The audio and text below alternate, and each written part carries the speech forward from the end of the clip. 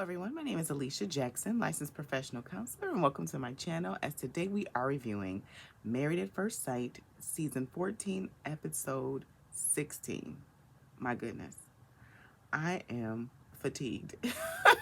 And I guess the following day is decision day. I wish it was like in real life instead of we have to wait till next week. But we are here nevertheless, and we are doing a quick therapist review of Married at First Sight. So, of course, before we get into it, please subscribe to the channel. Thank you so much to my new subscribers, and like the video, please, to help me out in these algorithm streets. And let's get on into it. So, we have Steve and Noi. You know, it really troubles me that they're having these simple communication issues every single episode. It really bothers me. The only reason why is I'm wondering, like, what are they actually talking about at times? Noi doesn't know that Steve is a sales engineer after 8 weeks of marriage. I feel like that's a preliminary question. Like, what do you do? Or what did you do for a living? What does your freelance work look like?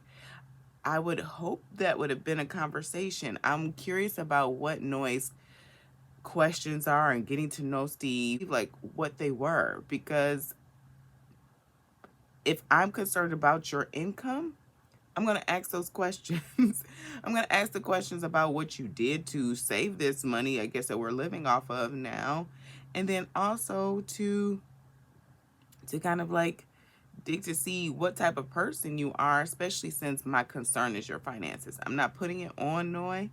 I'm not putting it on Noi to dig information out that Steve should be giving. Okay. I'm just like, if that was a concern that wasn't freely given to me, I would definitely be asking those questions.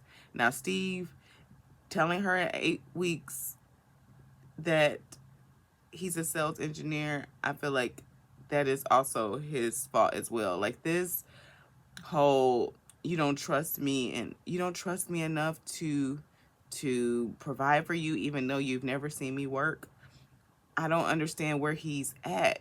I don't understand, especially knowing last episode, oh, I completely understand now Noi's experiences and she really needs me to provide security for her. So I'm wondering if this ring that he's purchasing for her is a way for him to communicate security to her. Like, oh, I can purchase you this ring so everything's okay. Just know that, I have you financially.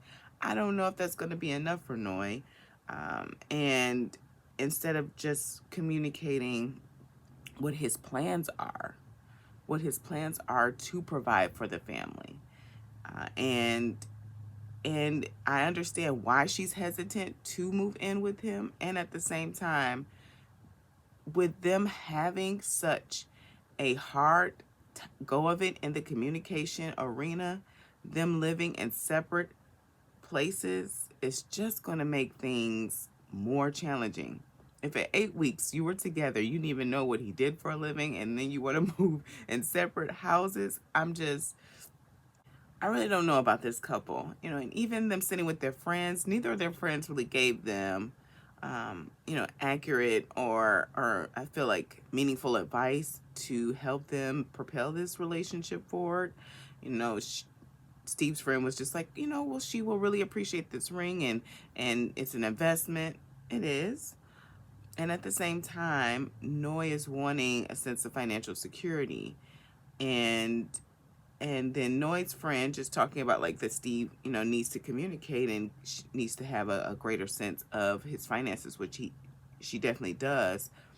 Also, what can Noi do to help facilitate conversation as Steve shows up somewhat communicating? He communicates about what his needs and things, and he was right about that. Like when you ask me a question, I'm very open, but when I ask you a question, you become snippy and you don't communicate freely. And so that is a concern. Steve does have this tit for tat when it comes to chores and things of that nature. And I think there needs to be a conversation about gender roles and what Noy's expectations are of Steve. And if she's feeling like, hey, I'm working, so that means that you're doing the house chores. And she said that she does do some chores, but she just doesn't say that she does them. There needs to be some conversation about it. The way Steve goes about it sometimes can be a little petty at times. And so there definitely needs to be conversation about it. These are some big issues going into decision day that are like unresolved, and I just don't understand how they're unresolved after 8 weeks. And I really feel like the experts really need to just revamp how they do consulting with these couples, because there needs to be more hands-on experience with these couples. There needs to be more hands-on treatment where they are working and doing real work to help these couples sustain these marriages that are in a space where they're developing very strong feelings and connections in a very short period of time, and in a situation where their anxiety is just like, through the roof. They need support. They need support. So I hope that this couple can work through these issues and communicate with each other. Communication. That's if anything, if they make it through decision day, what's going to keep them together is they need communication about these issues. They need to talk, not talk around the issue, but actually talk about the issue in depth. I'm like, I want to be a fly on the wall in some of these conversations, because I'm like, what are you talking about if you don't know what he does for a living? Ah, okay. Next, we have Jasmina and Michael. I don't know, guys. It's not looking good. It's not looking good. I mean, it's never really looked great for this couple. They gave us some like glimmers of hope towards the end of the season, but I really see where Michael's like, man, I'm working hard. We're at a great space. And he said we're on the same page. But I'm like, Michael, I don't think that you guys are on the same page. Um, Even body language and how Jasmina sits with him, she gives him like this very stern face. And she opens up when they're joking and things of that nature, but she's just very closed off, and he's pulling towards her in every way he can, but she's just not open. She's just not open, and I feel like it's two things. I feel like it's the looks department, and I also feel as though she definitely has her walls up. They're up, and so she's talking with her friend, and he's saying, well, did you did you let him know that you want him to come close to you? And she's like, well, not really. I'm like, I, I feel like Jasmina is forward enough that if she really wanted Michael to come close to her or move towards her in the area of touch and affection, that it would have been communicated. She's very forward about how her feelings. As she even said at the dinner, she's too forward. And Michael is timid and he is careful with his words. He gets in his head, so he overthinks his words, but he's trying to figure out how can I connect with this woman. And he planned the salsa dancing, which was really cute, but even their touch during the dancing was a bit awkward and was a bit distant. And I just feel as much as Michael has definitely grown and showed up in this experience in a new way for him, and that it's not going to be a yes on decision day, at least for Jasmina. And so I hope he does. I hope he does find someone that will connect with him, will appreciate him, and move forward. And same with Jasmina. I hope that she does some work. I hope that she does some work to help her be present with her feelings and to be more open to an individual who is showing up for her. I know she's not attracted to him. I wish she would have just communicated that, so then that maybe would have spared Michael all this like grunt work that he's doing. Not to say that he hasn't benefited from it, but just to help him have a little bit more clarity about decision day, and hopefully she talks to him off camera so then he's not caught off guard. But that's that on that. Next, we have Katina and Olajuwon. Okay. Olajuwon is tap dancing on my nerves this this episode. Um it's this is what I don't like, or this is what I feel like is not okay. I'm in a place where I am right. I want to give grace and I want to give accountability at the same time. And so Olajuwon, I really feel like he looks down on Katina because she has experienced a loving upbringing that has given her space to to to have fun, to explore the world and take her time getting her education. Like, she's not rushing it. His experience was very survival based. And so he was pushing himself. And so there is no grace in his world. And so I feel like he definitely has absolutely no grace for Katina. He looks down on her, he criticizes her.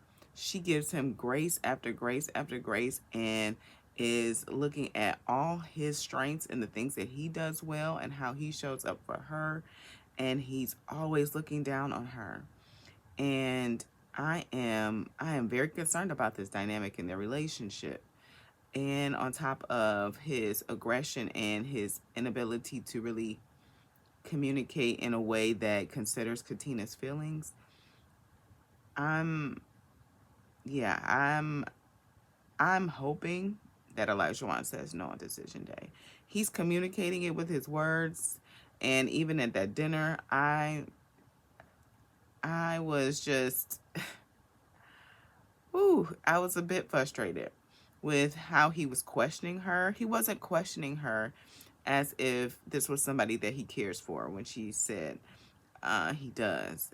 It was almost like, I need to prepare you for my no, and I need you to consider all the reasons why I'm saying no. And Katina, she stood her ground. She said, I know that I'm ready for marriage. I wouldn't have done this process if I wasn't ready for marriage. And I feel like he has put her in a space of like this helpless, helpless woman or female. That's what he called her, and has not considered all the strengths that she has. When he said that he was to his coach, and he said it's also like last episode that his last relationship that didn't work because the person was in school. I'm really curious to know more about this relationship and why it didn't work. I think maybe Olajuwon may not have a full understanding of why it didn't work. He seems so concerned about his travel and his timeline, and not to say that those things aren't important, they are. And at the same time, I don't understand why there can't be a compromise, as he said that he doesn't have space to teach Katina how to cook, even though he does not know how to cook. He doesn't have space to teach Katina how to cook when she has been teaching him, as he said in his words, to be a better man through this process. He has learned so much about himself because of Katina. He's a better man because of it, but can't teach her how to cook, I guess. Um, I I see how much Katina cares for him. I see how much she has put into this relationship, and so it really grieves me to see how she is all the way in it, and he is not. He's not. He's like, oh, I'm going to make a selfish decision. Okay. Okay. I I get what he's saying, but the way it's being communicated is so disrespectful. It's so disrespectful to how Katina has showed up and pushed herself through this, walking with alpacas, and and even didn't have the respect or regard for her to pick her first at flag football, and so she had to show him, show him up and show out on the field so she could say, I know what I'm doing. And I really feel like he just really looks down on her, and I really do, for Katina's sake, because she needs someone who's going to see the good in her. She needs someone who's going to give her the same grace that that that she gives Olajuwon. And the his rigidity and his harshness that he has, really limits his grace for Katina. And that's really unfortunate. It's hard to see. Last, we have Mark and Lindsay. Well, I guess it was nice to see that their last week together, that they were able to get along for a full episode. Now, if something else happens to Mark, I don't know what I'm going to do. Like, I need him to make it through decision day without an injury, without his mother going to the hospital, without Lindsay going to the hospital, without a cat dying, without bed bugs, without him having to clean out apartments. And I've cleaned out 2 apartments in an 8-week period, and pulled a hamstring. I don't want anything else to happen to Mark.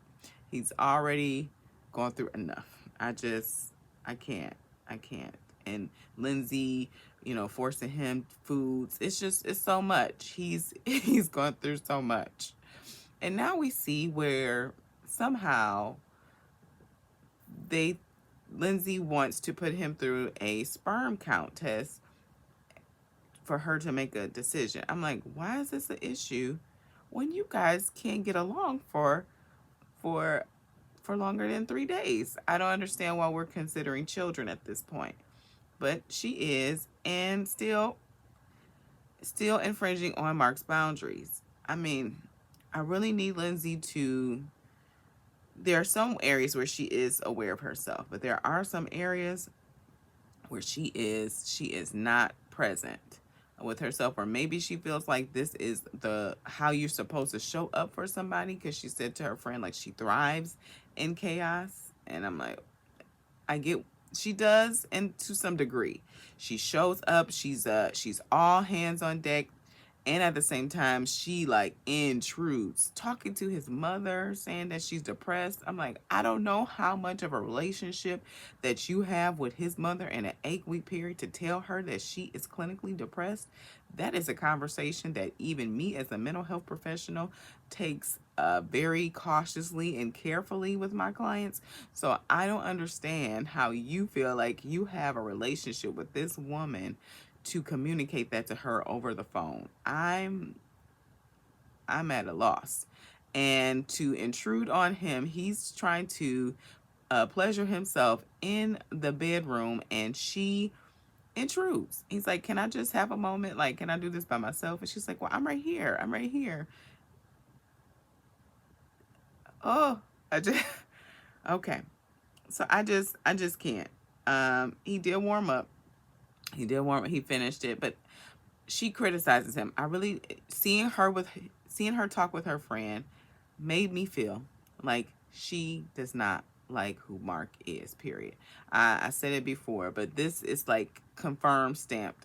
She doesn't like Mark. She said that he's very, it seems like she thinks he's corny, vanilla. That's what the language her friend used, and said there's some stability in that. But I'm like, I hear you trying to build some strengths out of that, or try to strain and filter out some strengths. But I also see how there's really just kind of like a disgust or disdain for who he really is. I mean, he's a simple guy. He is. He eats goldfish, right? He's warmed up to some sushi, and because you force fed him, so he's getting there, but he's still marking. Like she said, he does love deeply. And so I just really feel like they both are in a space where they don't really care for each other. If they were really being honest with themselves, Mark is not up for the ups and downs, and that Lindsay in the roller coaster that she puts him on.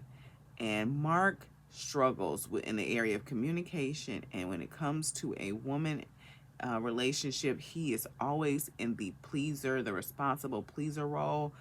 And so because Lindsay is always looking for that validation and approval and acceptance from him, it creates this cycle that is so dangerous. It's so dangerous. So I really feel like they're both going to say no on decision day. I hope that they say no on decision day.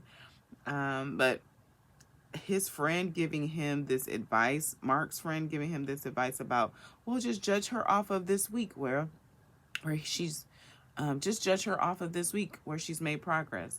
No, we need to take in the full experience, of Lindsay. Mark needs to take in everything into account, because that's real, and to make a clear decision about what he needs to do moving forward. I thought it was very sweet that he, did the surprise dinner at I think that was his grandmother's apartment, and and was trying to really say, like, hey, do you think you want to live in this neighborhood, my childhood neighborhood? And Lindsay was not up for that, and I understand the reasons why. She wants to build something together with them. She doesn't want to live in his past, and it really seems like Mark is in a place where he's just kind of, I don't like to say stuck, but he's housed. He's very housed in his past. Like, he wants to stay there. There's comfort there. He even though he is older, he seems very young in the energy that he navigates from. So I really would like for, after this process, for Mark to really do some self exploration, for him to kind of mature and develop what he wants in a relationship, versus being such a pleaser and focused on what the other person wants in the relationship. So we shall see next week what these couples decide on decision day. I don't know if I'm excited about any of these couples saying yes on decision day, as maybe Noy and Steve, but they still got serious work to do, so we shall see. And of course, please subscribe to the channel, like the video, comment below, tell me who you think is going to say yes and who you think is going to say no. Let me know your predictions, because I am interested. And as always, be cool, be calm, be centered.